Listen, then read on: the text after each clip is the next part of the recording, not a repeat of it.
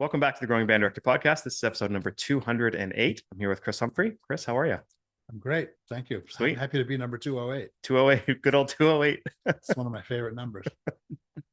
The Voice of Clark Terry, Volume 1 and 2 are albums that one came out in 2022. Yeah. Correct? And then Volume 2 is out this fall. It is out. Yes. It's streaming now, but the CDs will be ready in time for our CD release party in October. What's the date of that and where is it? We're kind of excited. It's at Scullers Jazz Club in Boston, which I've played years ago with the Ritz. And Les and I played there. Les is the drummer and most of the creative force behind this. But we used to play Scullers a lot and haven't been back in ages. And now we're going to do our record release party there. It's October 10th. I believe it's just one show. So it's Thursday night. Hopefully we'll get a good crowd in there. Should be an exciting night in Boston. You know, a lot of the guys have Berkeley connections and hopefully maybe some New Hampshire people will drive down. We're hoping. Certainly family and friends, but we're excited about it. I want to thank Austin Custom Brass for being a sponsor of today's podcast. Trent Austin started this wonderful shop back in the Boston area many years ago and has moved to Kansas City. Check out their unique line of doublers instruments that are perfect for students, band programs, and players of all ages. The Austin Custom Brass Doublers Flugelhorn is their most popular selling instrument, available in 5 different beautiful finishes. These flugelhorns come with a case in Austin Custom Brass's Fab 5 mouthpiece.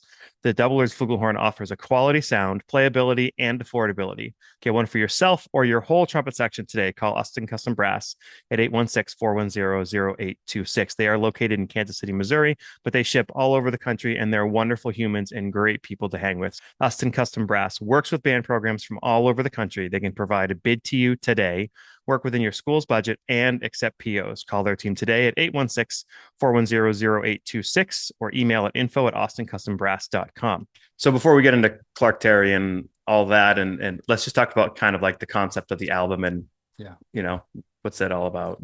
Well, it came from our love of Clark Terry, because as you know, being from UNH, we had this amazing opportunity that Dave Seiler gave us of having Clark be an adjunct faculty member and come, if not every year, sometimes twice a year. So I probably had hundreds of interactions with him, making music with him, watching him teach, watching him play, hearing him play. We even went to Europe with him once. So our love for him, he passed in 2015. And my love for his solos, because for most of my jazz improv career, when I was maybe 17, 18, I started, I would memorize his solos. And, you know, orally, I could sing all of them. I could scat sing, not all of his solos, but many of them that I loved. And Les Harris is the drummer, and he's a great lyricist, because I sang his lyrics with the Ritz. He agreed to write lyrics for one Clark Terry tune that I loved, One Foot in the Gutter. And it just went from there. He goes, how about some more? And so I said, I love his solo on Bye Bye Blackbird. Okay. I like the first chorus. The second chorus is a little out of my range. So just do the first chorus. He did the whole thing. He did both choruses. And then it just exploded. And by the time we were done, Les had 24 Clark Terry compositions and or solos. He didn't write Bye Bye Blackbird, but all the rest are his compositions. And isn't it? I mean, in my experience, correct me if I'm wrong, anytime Clark was in this area and there was concerts, I mean, it was with UNH jazz faculty and all that, like Les played how many concerts with Clark? It's dozens for sure. Yeah. It might be near 100. Yeah. So if anybody in the area kind of has had that experience and knows playing with Clark, he obviously is. Right. Yeah. He it was a labor of love, and I'm excited to actually have it out finally. We had to record it in my studio at Chevrolet, and we did it all in one day, all the instrumental tracks in one day. Wow. And it was probably 9 a.m. to 10 p.m. Was everybody in person? All of the rhythm section was in person. Trumpet players did their solos separately, remotely from wherever. So who plays trumpet on it? I know Trent does. So we have the Magnificent Seven, Trent Austin, Jeff Stout, who's a legend in the Boston area. Jeff actually doesn't have the technology to record, so he came up to the studio and we did a couple of takes with him live. So that was pretty sweet. Barry Danielian, who now is Bruce Springsteen's trumpet player, among other things. He went to UNH with Les. Chris Claxton, who now teaches at UNH. Chris Burbank, who went to UNH, who's now in a military band. Yep. David Ballou, who's now teaching he's in Baltimore, teaching at not the Peabody. He's in Baltimore somewhere. And Dave went to UNH. We were both grad students at the same time. And finally, Tom Palance, who is a New Hampshire native. And so was that your vision from the beginning to kind of like include a bunch of these trumpet players that Clark had influenced? Yeah, Les took the ball and ran with that. He was like, let's get as many of trumpet players that we know who would be willing to do this, and as a tribute to Clark. And all of them said yes. So then we had to find who's going to play which tune. And we didn't really ask them for what they wanted to play on. We just said, oh, he would sound good on that. He would sound good on that. A couple of times they would suggest, oh, I'd love to play on this tune. So we'd pull that off. I'll just say, for anybody who might be listening who is an arranger or a writer, I don't know about maybe you know more about the copyright of some of these tunes or whatever, but like we need charts for school bands. Yeah. I mean, I know there's some that are like for pro bands, but a lot of us don't have bands that can play that. You know, the tunes that are accessible, arranged for school bands, because there's a lot of kids who don't know Clark, right? Because those tunes, unless they are at UNH or, Well, it's ripe for the taking. Someone could definitely do it, because I know Gwen, his widow, is fine with it. She's on board with people taking the music and keeping it alive. And Clark himself published those. So it was pretty easy to get the rights. For the record, we did the Harry Fox Agency thing, and it worked out fine. And they gave permission to. We didn't want to release it. Some people don't like having their songs lyricized, because he didn't write it as a vocal tune. Yeah, he wrote it as an instrumental tune. And his voice is so unique as a player. He's one of these few people that as soon as he plays, that's Clark Terry. Clark, you know right away. From 1950 or 2010, doesn't matter. It's Clark. So the voice of Clark Terry, and then I'm a singer, so hey, that's how we got the title. Yep. And then there were just so many songs, 24. We had to split them up and do 12 and 12. We will get right back to our content, but I wanted to thank you for being such an amazing band director, that you're taking your time and listening to a band director podcast. There's many options out there, and I appreciate you very much taking in this content. I hope that you understand that your students are very lucky to have you as their band director, that you're continuing to grow, and that they are going to benefit from your improved skills as a band director. You can share this episode with any band director friends or other music education friends who can learn from this content, because good pedagogy is good pedagogy.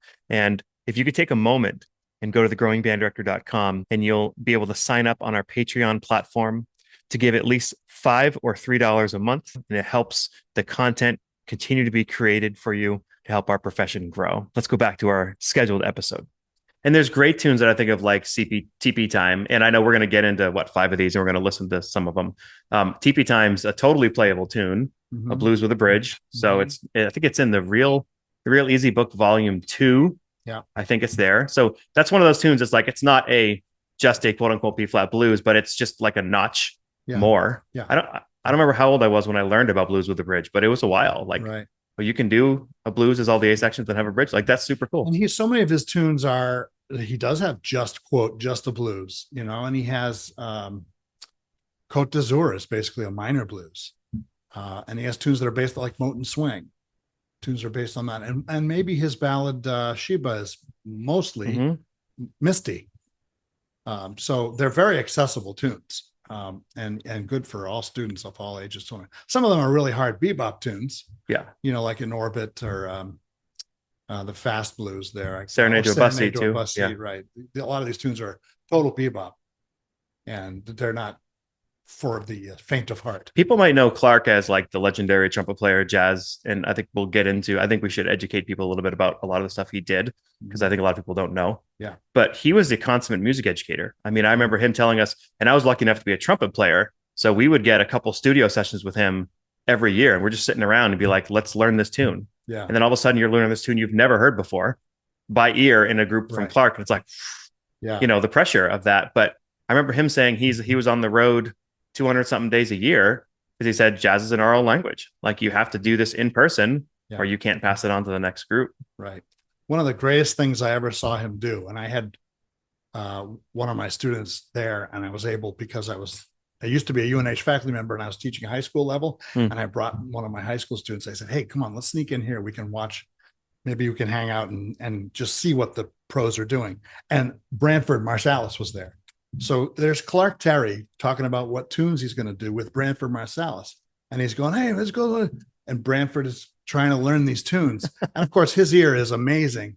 And he learned these really, really complex bebop tunes in like 5 minutes. And we watched Clark teach it. No, on the bridge, you get to the F sharp. Yeah, just playing it. Branford played it right back. Play it. Branford played it back. They had the whole tune and they performed it in the show 20 minutes later. I remember that show. Because am I wrong that was the year that they also had Benny Green, John Clayton, Jeff Hamilton? Like there was right. I think that was the year there was like all stars. Yeah. And I remember Branford they did like Straight No Chaser, and Branford took the first solo, and it was like 50 choruses a cappella, right? Of course, you could hear everywhere where you were. And I mean, it's just like, and I remember his 80th birthday concert. I don't know if you went to that. I was in school at the time. Concert went to 11 o'clock. Yeah. And the last tune, I think, was Straight No Chaser at 1,000 beats a minute. Like, I mean, I wasn't even awake. I could like try to stay awake that late. And I was just amazed. Clark could teach, you know, he taught Branford Marsalis a hard bebop tune in 5 minutes, but he could teach a sixth grader who can just barely play a minor pentatonic scale. He can teach them to swing and to feel good. And he was just a master educator, great teacher.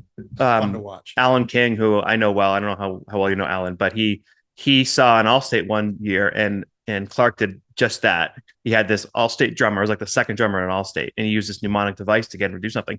He wasn't even doing the band. I forget if he was doing the combo or he was there, whatever. And this guest conductor was working on this 3/4 tune, but didn't want it to sound like a boom chick chick, a boom chick chick, right? And he'd been working for hours and he couldn't get the drummer to do what he wanted.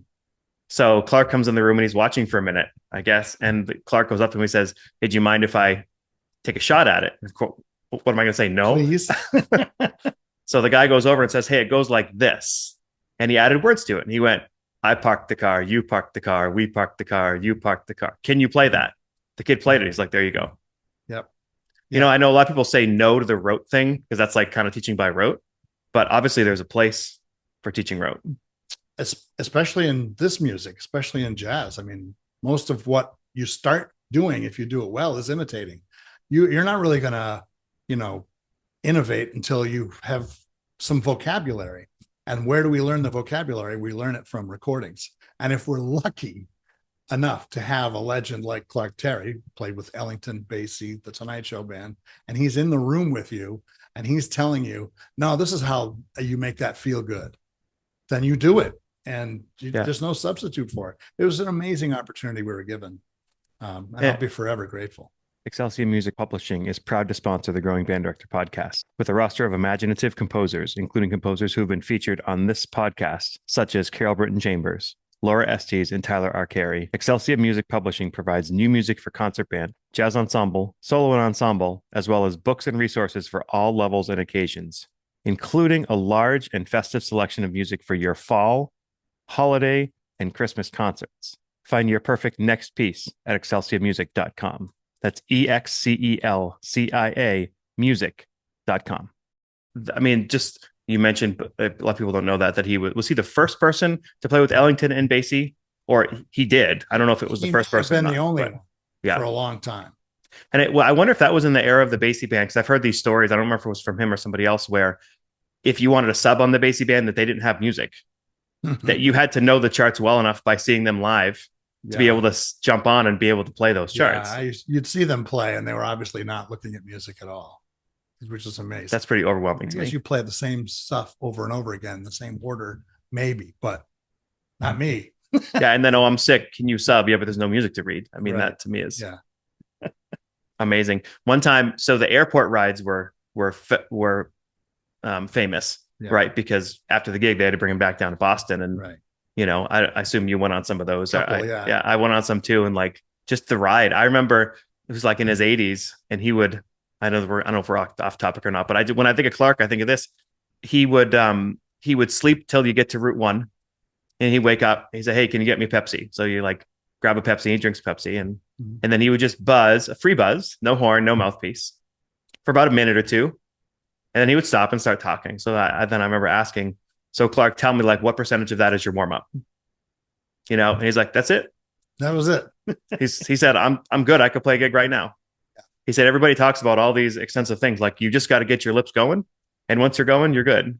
Yeah. Now he was working on 70 years of playing, so maybe that's different for younger players, but Right. I was amazed at that. Yeah, some of us mortals, we feel like our warm up has to be, as we get older, I have to warm up more in some cases. I'm actually playing trombone again with a vintage vocal quartet, and I have to play some high stuff. I'm playing some Tommy Dorsey things up on, and if I don't buzz for at least 20 minutes before I even play a note, I'm not going to hit those. And I used to be able to just put the horn together and let it rip. Maybe because I was younger and didn't care about any pain or anything. But yeah, that's not surprising that Clark could do that. If anybody's looking for like classic Clark, I don't know if you've seen this video on YouTube. It's a live 1963 video from a jazz festival in Europe, and it's Oscar Peterson Trio with Clark out front. And it's like this hour-long thing, and it's just there's so many things that are on there. It's black and white, right? Yeah, I've seen it's unbelievable. Yeah, you know, and to be with somebody who was in, you mentioned Basie and Ellington, but like, you know, some of the Miles Davis stories that he has. I don't know if you have any of those. Some of those come up to me. He talked about tripping over Miles Davis when he came out of a jazz club because he was laying in the gutter, you know? So like he literally took him out of the gutter and what was it? He had him sleep overnight in his apartment or whatever. And then he woke up in the morning and Miles was gone. And he said all of his money was gone too. I mean, we think about somebody like Miles because obviously how influential he was, but the fact that he's, you know, not alive, but like to sit in the room with somebody who was a mentor to all of these other players that we know is just like living history. A few of those great stories are in his autobiography, which is highly recommended. And, you know, if you buy it, I'm sure the money goes to his estate, maybe to Gwen, but there is a PDF of it circulating somewhere. The whole autobiography is on PDF. So you might want to search and find that if you can't get the book somewhere. I haven't seen it in a store in ages. Did you ever see the DVD that they did just before he passed away? Yes. Yeah, is that called Keep On Keeping On or something different? Keep On Keeping On. I think it's heartbreaking to watch. Yeah. But even one of the most powerful scenes from that is when he's laying in his bed and can really, it seems like he can barely move, or maybe he's just tired. And there's this kid playing piano. And Clark's saying, "No, man, do do do do," and the kid goes, "Oh, do do do do." Yeah, right. No, F sharp.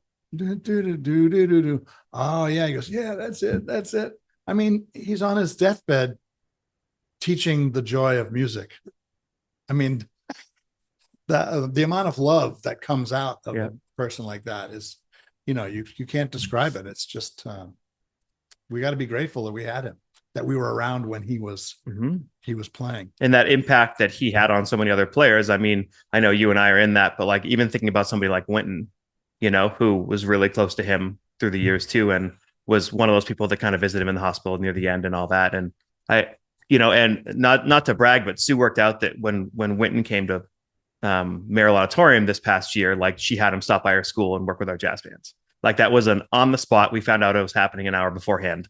Yeah. And we're all crapping our pants. Like, okay. He's paying it back. Yeah. Because probably Clark taught him that. Yeah. Always give back. I've seen Barry Harris does that. Well, I remember in the 90s, I was with the Ritz and we played at Fat Tuesdays, but we were done at like 11:30 at night. And Bradley's was a great jazz piano trio place. And should we stop? No, she's good. Good. Yeah. Good girl. Unless she escalates, and then we'll see. Yeah. Just ignore her. She'll probably go away. Okay. So he was on the break. We would go and hear him at the late show, 11 o'clock, 1 o'clock, and whatever the times were. Maybe it was 10 o'clock, midnight, and 2 o'clock, 3 sets. In between the sets, his bass player and drummer would go take a break and have a drink. he would teach. He would stay at the piano and his students would come over and ask, hey, how did you do such and such? Oh, and he'd show them fingerings and no, roll your thumb over here, just nonstop. And then it was time to play again. He'd go, come on, guys. So he never took a break. He never took a chance for himself to just, take a breather like the rest of us usually would do. But I think that's a message from a lot of those older guys that I learned that we all should learn is to keep on giving it back. So while we're kind of talking about jazz education, kind of let's steer aside for a little bit. As someone who's a vocalist, the importance of teaching our kids lyrics to tunes, even if they're not vocalists. Well, I think for vocalists, so you're asking about instrumentalists learning the lyrics? Like why should they learn the lyrics of tunes? Well, they should learn the lyrics of ballads for sure. That's what I believe. Because you can tell when someone knows what the words are and they don't break up the phrase in the middle and they get to the word. Let's say the word is lovely. And if you're playing it instrumentally, you're not thinking of lovely, but you might go do, and breathe there, which you really shouldn't breathe in the middle of a word. And you can tell when someone knows the lyrics. Like you hear, what's his name? I'm looking right at him. Senior Moment. Who played Body and Soul? Coleman Hawkins. Yeah. Coleman Hawkins knows the words to the songs when he's playing a tune. I'm pretty sure Miles knew the words to those tunes. So learning this Clark Terry record is a little different because I am going the other way. I'm learning what he played instrumentally and we're putting lyrics onto it, as opposed to what I was doing when I was learning them is I would just scat his solos and just kind of try and sound like his trumpet. And then, of course, being lucky enough to know him and to hang with him and to scat with him and trade scatting with him, I would start to learn his syllables, and so I can kind of do mumbles the way he does. I don't want to, but it's cool to copy him. And so I did. And so if we copy people, we get that vocabulary inside us. So I think the lyrics are really just a nice vehicle to get this music out again, because except for, those of us who are really into instrumental jazz improvisation, a lot of people are going to lose this stuff unless we can get it out there. So less writing lyrics to these tunes, even the ballads, especially the ballads. Sheba and Michelle are the two ballads on these two records, and they're just beautiful. A lot of us know Sheba, but I didn't know that Clark wrote a Michelle. I just like that's the Beatles. No, he wrote a different Michelle that's just gorgeous. So, and Les wrote beautiful lyrics. So one of the tunes we were doing with my big band, one of the contests this year was the bassy version with what's her singer? I'm forgetting, female singer of Every Day I Have the Blues, Diane Shore. Yeah. And so we're doing that arrangement, right? And the saxes have ba-da-da-da-da. I couldn't get him to play it right. Yeah. And instantly Clark just jumps in my head. And I said, Shahoodla. Yeah. And they're singing it, they're laughing, I'm like, singing it. And then instantly they could play it. Shahoodla, because that tells you where the accent is and where just how it's supposed to go. Right. He taught us all that. It's the language, really. That's what it comes down to, is the language. What's written on the page is da da da da da da da da da da da da. But until you hear shadood da, got it. Yeah. Yeah. You made me think of another story. I don't know if you're a Harry Connick fan or not. I'm a Harry Connick fan. So back when he was doing the American Idol thing, they did 1 week where the singers all had to sing jazz standards. I don't know if you heard any of this, right? So at this point, tuned in for that. Yeah. So you can go on YouTube, you put in Harry Connick Jr. standards nice. Idol standards, and you'll see it. It's like this 10-minute compilation. And he's talking about singing Misty to us. And first of all, he says, don't sing a note that's not in the chord. Like something that quote unquote basic for some of these singers, like, because they just want to do these blues runs over, right? He said there's a reason, like sing the melody. So they keep saying, well, what's your favorite version of the melody? It's like the song, yes, like the original, yes, right. But the song, and he's talking about what do the lyrics mean. So one of the singers was singing My Funny Valentine, and at the very end, like she goes for this high note, and everybody starts screaming. Yeah, and he's like, what? Why? Right. He's like, this guy's in the throes of depression, and like this is a sad thing. Like, why would you make that an uplifting moment? So it's brilliant music education. Yeah, that's on YouTube. If people check it out, it's a great clip. I will. I didn't know he did that. Yeah, I've always liked him. He's smart. Smart dude. And then it was funny to have other people who are pop stars say things like, well, why do you say this or what? And he's like educating them on set of things that you and I know and listeners probably know, but like they don't. Yeah. Things about like singing the chord tone or like, can you sing the melody? I know you can sing that. Can you actually sing the melody? Right. Because Stormy Weather is not an easy tune to sing. No, not at all. But it's easy if you kind of fake it. Or if you just listen to somebody's version of it and do exactly what they did. Yeah. Which again is okay when you're starting out. But like American Idol, for example, when you're going on a show like that, or when you are performing, you want to do your version of the song. Yep. And if you're 16 or 17, it's a little harder to know what that is yet. I actually watch old recordings of me. In fact, I just saw one the other day with the UNH jazz band, and I'm scatting, and we're doing this Al Jarreau tune called Roof Garden. And everybody said, "Oh, I love when you do Roof Garden. That's so much fun." And I watched it and I hated it. And I'm like 22 at the time. And I just did not like it because I didn't have the experience that I have now. But learning how to do that, being in front of a big band and improvising helped me. So I had to copy somebody. So I copied Al Jarreau. He's no slouch. And that imitate is the first part of this trifecta that Clark would always talk about. Imitate, assimilate, innovate. Right. Which as a trumpet player, I have to think a lot about all that. But yeah, let's break that down because I think it's a teaching thing as well. Yeah. So the imitation form where you're trying to copy people that you see, right? Like as a teacher, you could copy your band director or your college band director or other people you see. You're basically just like using things that they see. Or as a jazz artist, you're copying this solo that right. And that's so valuable, that imitation portion of it, especially if you imitate somebody who's good. Yeah. Yes. I mean, you can learn to do the opposite of something that's not good, like in parenting.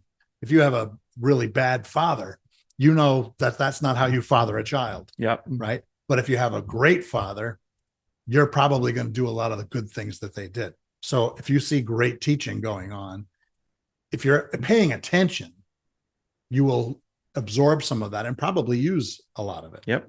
And then as an improviser and a musician who's doing things that aren't on the page, imitating is the first step.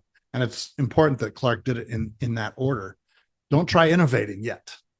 Mm-hmm. You have to really understand what you're imitating first. So the students today have a huge advantage over what I had and probably what you had.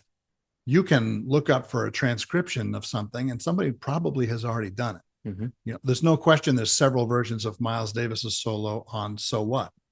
You can just download it and you can print it out and you can just start playing it.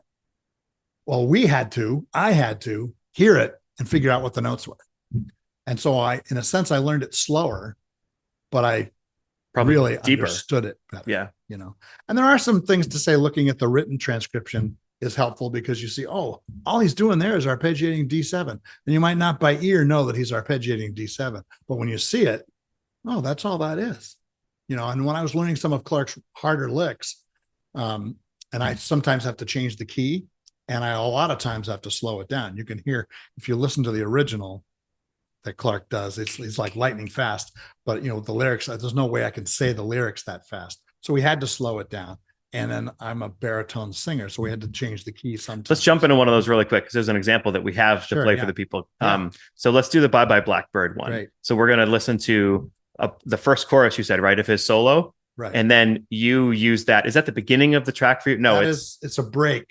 So they do the melody. Yeah. To Bye Bye Blackbird. And then there's a break, and Clark takes this amazing break. It's like the greatest break, and I've always loved it and sung it. Yeah. And let's put lyrics to it, so it's just super fun. So it's slower. It's the same key. It's in the same key, and it's slower. Okay. Yeah. All right. Let's check it out. All right.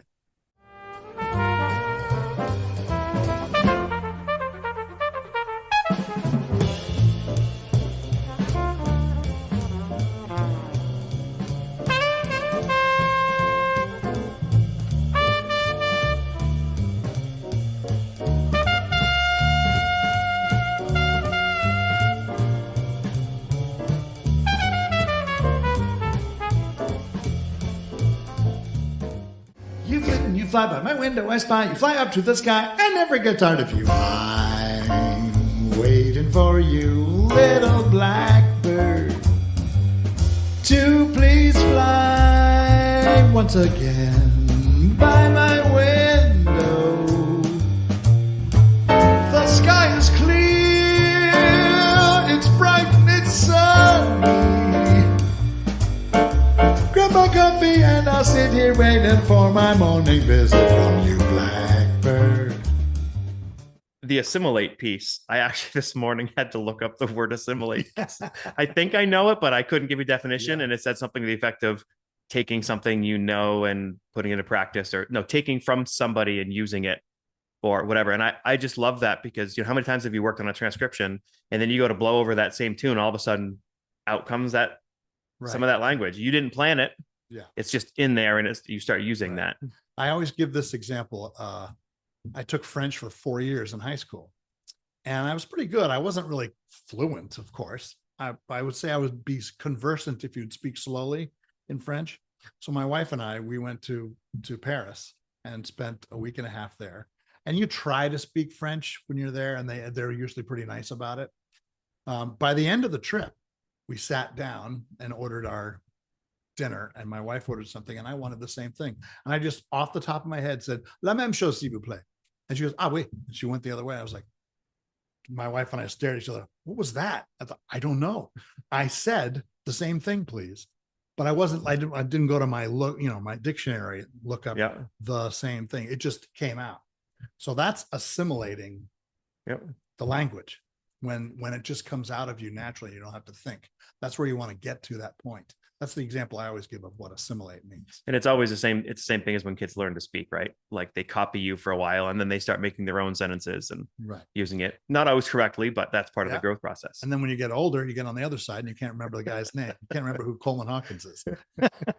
And then the last piece of that is the innovation, right? And I think of that as a teacher. And I just think kind of about my own personal journey, because when I came out of high school and college, I was kind of copying two people. I had a lot of mentors, but Craig Skeffington, when it came down to a lot of the band director stuff, when it came out of conducting and rehearsing a band, Andy Boyce, those are just the people I had spent time around. And I didn't kind of say, oh, I want to be like them. I just sort of did it that way because that's what I had learned. Sure. And then, as the years go on, I still use all that stuff, but I found a way to kind of do it my way. Right. Exactly. So like teaching is the same thing. Yeah. You can teach one way in a certain place, but you go to somewhere else, you're going to have to change it, like where you taught at Chevers up until this year. How many years? 22 years. 22 years. Yeah. And where I teach, like it's a different, you're public school, private school, different situation. You have to teach a little differently. For sure. So that innovation is important, that you can kind of be yourself while taking in all this advice from other people. Yeah, right. Exactly. The stuff that you assimilate, like for me, that was Steve Massey in Foxborough. My first 2 years teaching in Belmont, Massachusetts, I basically was, what would Steve do? The whole time for 2 years. And I did okay because I knew what Steve would do. Or I would call him and say, well, I'm having problems with my bassoon section. Can you give me a hand with that? Because I didn't know what to do with bassoons. Little things like that. You go back and you ask somebody. If you're asking the right people, you'll get the answers. And if you don't know the answer, find it.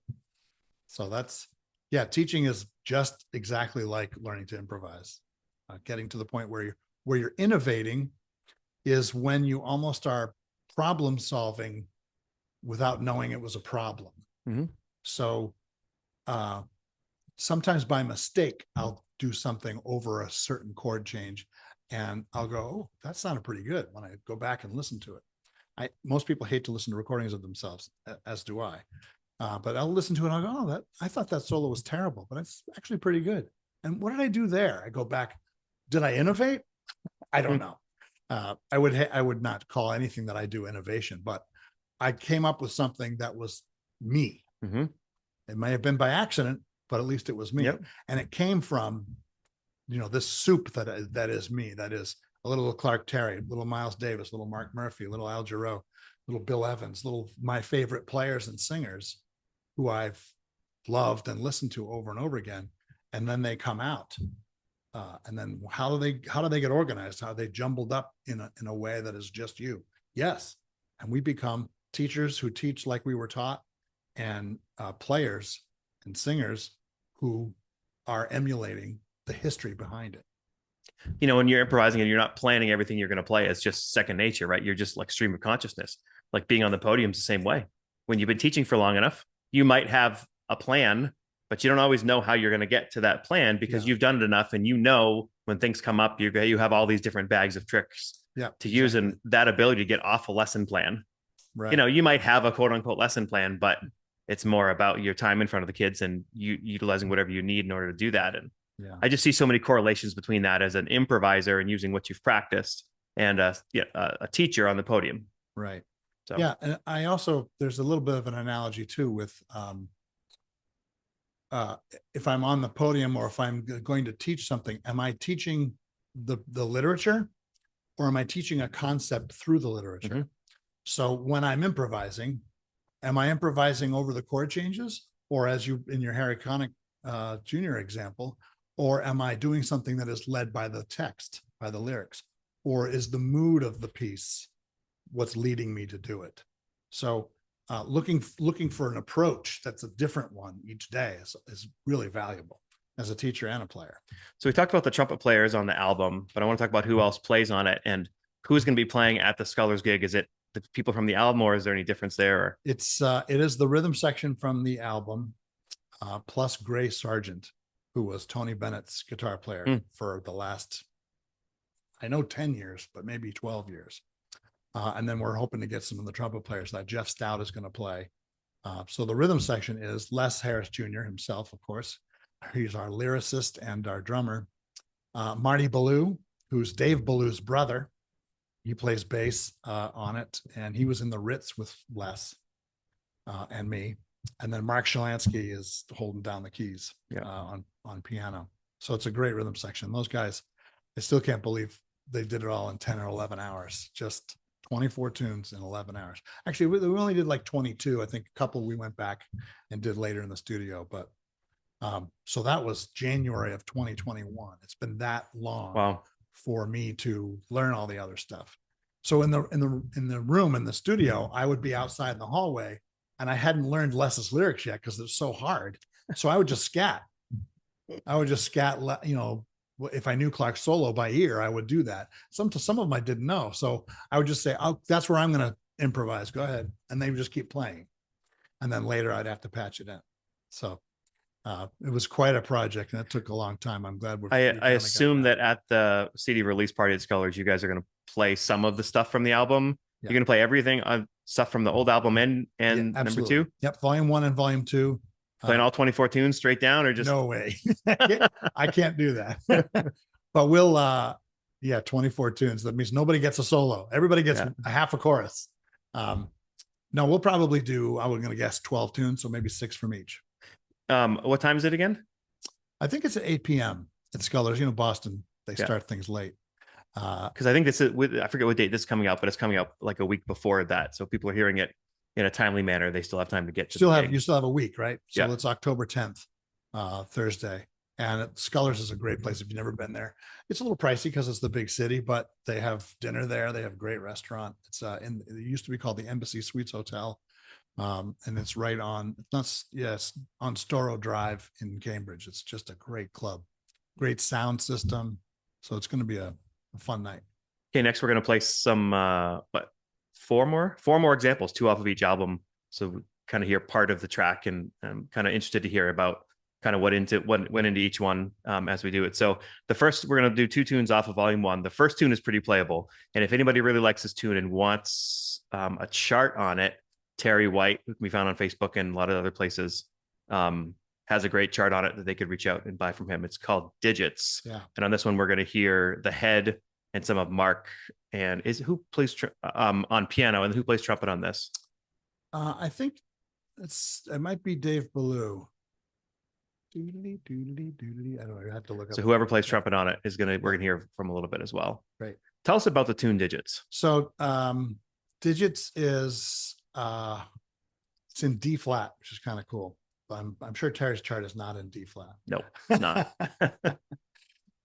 It's fun to play tunes that are in other keys as a musician, but I understand for younger players, we need to keep it simple, stupid.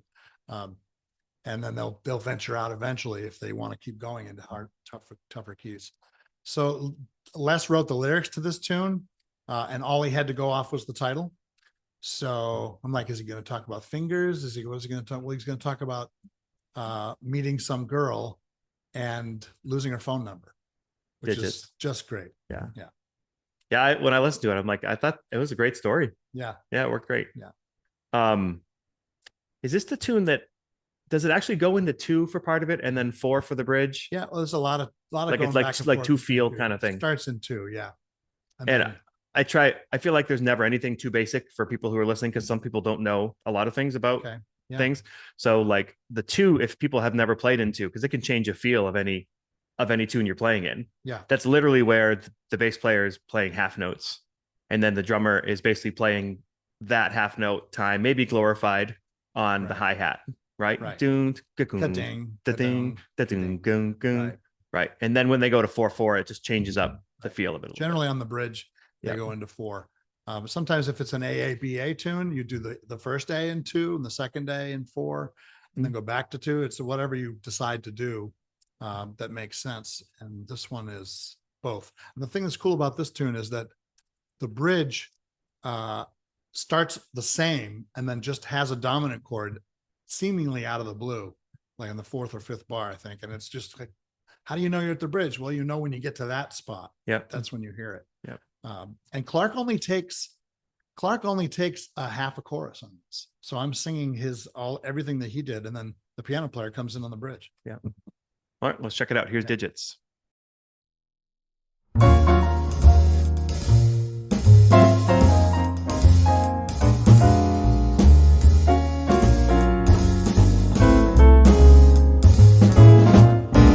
Had a thought that I'd give you a call on the phone. I'm just sitting here drinking beer, feeling alone. Trying to make a call, drop the ball, don't know all the digits I should dial. I recall the first digit, it starts with an 8. Don't quite know the next digit, it's not looking great. Have a memory like a flea, pretty sure you'll never hear from me. It'd be easier if you'd call me, but I know you can't. You don't really even know my name. Don't think you ever asked.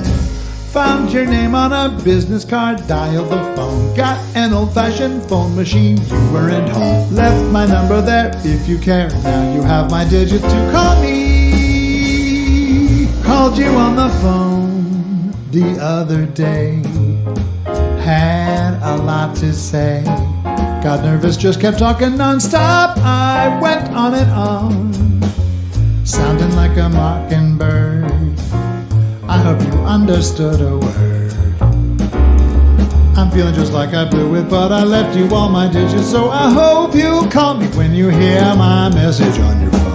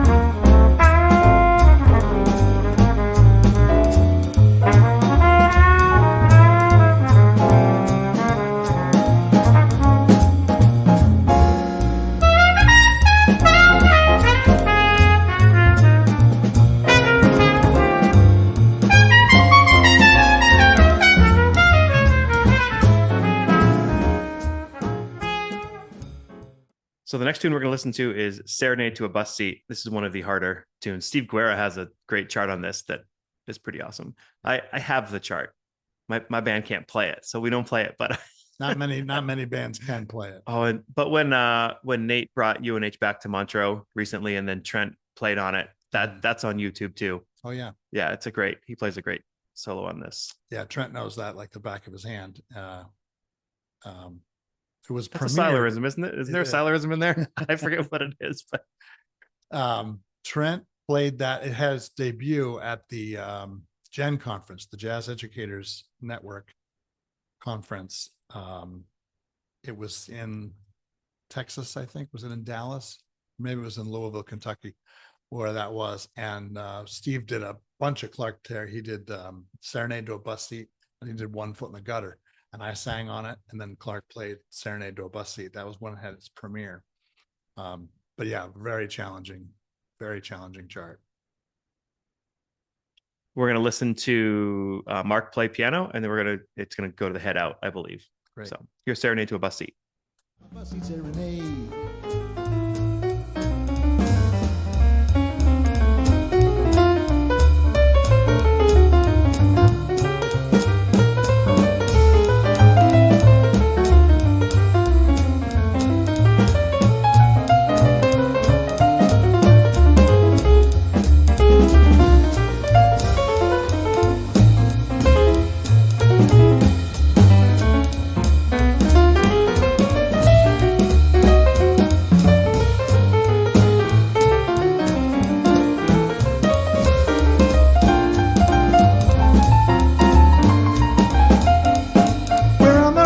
Traveling through the night to the next town. Tonight I'll join the card game with the cats in the back. And if I'm losing, then I'll go back to my bus seat and practice a bit more on my new acts. We're in the next town. I'll change my clothes in my bus seat and play another gig. We've got a hell of a band. We'll bring the house down and then return to our bus seats and head to the next town in one night stand. When I'm out here on the road, I miss my home and miss my family, but the band is great, the pay's alright. I hope they understand. My life's out here on the road and playing with the band. Traveling throughout the land, another jazz club. They start to all look the same now. I find my piece of heaven in the music we play. I pack my horn up and I go back to my bus seat. My home's this bus seat when I'm away. We'll play another hit and run, pack up all the gear and load it on the bus, and then we'll go back to our bus seats, hitting the road. Life's playing the music I love. So now we're going to listen to a couple examples off of Volume 2. We already listened to Bye Bye Blackbird earlier in the show. TP Time. This one, we're going to hear the head and Trent soloing. And I will say this is the same Trent Austin as one of our show sponsors, Austin Custom Brass. So Trent, thank you for your work on this, as well as being a sponsor. And we mentioned this earlier in the podcast, right? That it's a blues with a bridge. Yeah, TP Time. And Les wrote lyrics that are 100% a tribute to Clark. So instead of calling it TP Time, he calls it CT Time. And the whole story of it is how much Clark meant to us, and how much we owe him, a debt of gratitude for teaching us. So the last line is, "We all love UCT. We all love UCT." Clink, clink, clink. Well, I love that too. And I think since the pandemic, this has happened more and more about people recognizing their mentors and like publicly thanking their mentors and like kind of looking at it. I don't know. I remember 10, 15, 20 years ago, I was like all about what I was doing in my program, and maybe I've just changed, but I feel like there's a lot of people like going out of their way to thank their mentors. And yeah, it's nice. Yeah. It's very nice. Yeah. So great. Here's TP Time, or CT Time.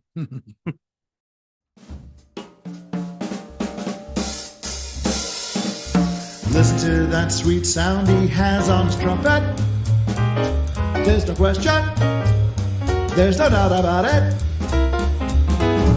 We all know it's CT. When he puts the horn down, then he starts into singing. Scanning mumbles, and he's always swinging.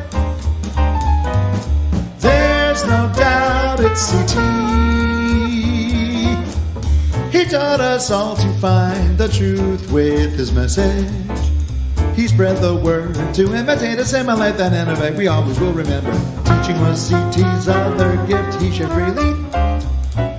Priceless stories, playing with Duke and Basie. We all love you, CT. Love Clark.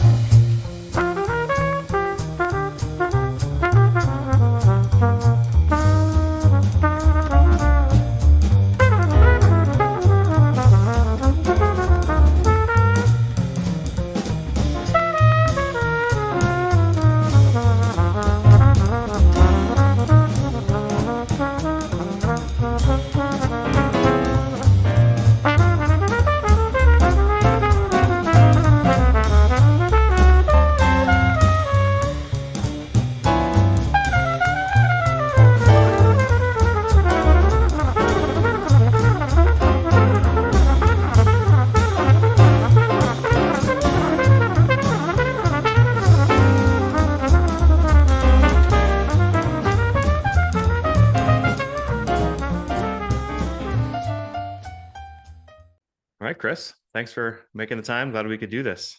Thanks for having me. Yeah, we tried to do it with Les too, but we couldn't work schedules out. Figure it out. Yeah. Well, anybody can come and hear Les on October 10th at Scullers. 100%. 8 o'clock, right? Give or take. Something like that. Sometime in the evening in Boston. The last tune we're going to play is a B flat blues, and it's slow. It's like 50, or it's slow. Very hard to play and have it feel good and not rush. It's called Joonji, Joonji. Yeah. And so recently, as part of the Clark Terry Jazz Festival, Nate has put out, I don't know if it was Nate or Claxton and Nick Manella or whatever, but they started sending us directors head tunes. So that, because there's now a jam session. I don't know, have you been there since they've started doing that? No. So when you go in the morning, when people are playing stuff in the MUB food court, there's just jam tunes. Nice. And there's some faculty members, including the two of them and some other players, but then people can come in and just play. I knew Chris was hosting that. That's a great idea. Yeah. And they play Clark tunes. Yeah. The problem is, like, like I'm working on an improv class with my kids, like, and I look at these 10 tunes, I'm like, oh, there's like 2 that they can like physically play right now. But some of them can play more, but so Joonji was one of those tunes that's playable. It's not easy to do amazingly, but like, because it's slow, it's fairly playable. The head itself is pretty simple. Yeah. And it's classic Clark with this weeda. It's so Clark. Even in his compositions sound like him playing trumpet. Yep. I mean, it's his voice just comes through immediately. It's great. And they, there was in concert pitch, and then now they provide them too. And because I kind of sent a note and I was like, this is awesome, but a lot of our kids are not at the place where they can just take a lead sheet. Like we need to. So I think we have those all done. And so now they have like the 4 different keys and things. Nice. So excellent. Before we listen to Joonji, there's one Clark story that he always told about his first trumpet. Did you hear him tell the story? I don't recall it. And maybe it's a lie. Like maybe it was from somewhere else, but I swear Clark would always tell this about how he wanted to play the trumpet so badly. And, so he like made his own trumpet he got a trumpet mouthpiece and he made it was a funnel and a garden hose. And he's like, this is the worst sounding trumpet ever, but it was all I had. And I guess he played it for a while, and his neighbors were so sick of hearing it that they went to the local pawn shop and got a $10 trumpet or whatever. And he said, that's how I got my first. I believe it. And he took lessons at one point, right, from Louis Armstrong. Yeah. Like, to have been in the room with someone who was in the room with Louis Armstrong. Right. I mean, to me, that's just. Have you ever been to the Louis Armstrong Museum? No. It is worth a trip to New Orleans? Queens. Oh, Queens. It's in Queens, and it's his house. You walk through his house, and they left it exactly the way he left it with his wife. There's an iconic picture of him sitting on a set of stairs, and there's a little kid coming, and he's talking with the little kid. That's on the street at his house, and you can go and see what his recording setup. He had tapes. It's so worth it. Louis Armstrong Museum. It's his old house in Queens. That's a whole other episode. We could do a whole thing on Louis Armstrong. But this is about Clark. I'm sure Clark has been in that house many times. Yeah. Well, Chris, thanks. This was a lot of fun. Yeah, thanks. Here's Joonji. We're gonna listen to the head twice on this one.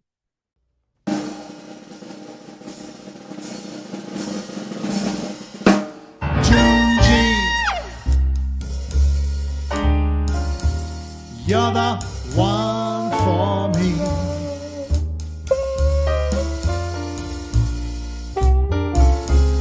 We'll be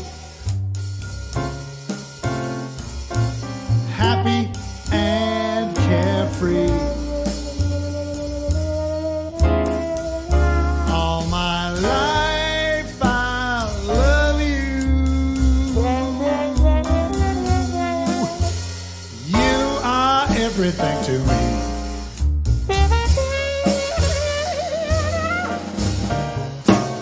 You know that I love you so.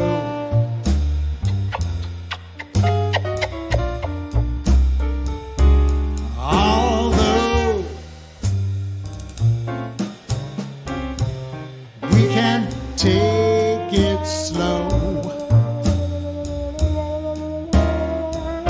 but if we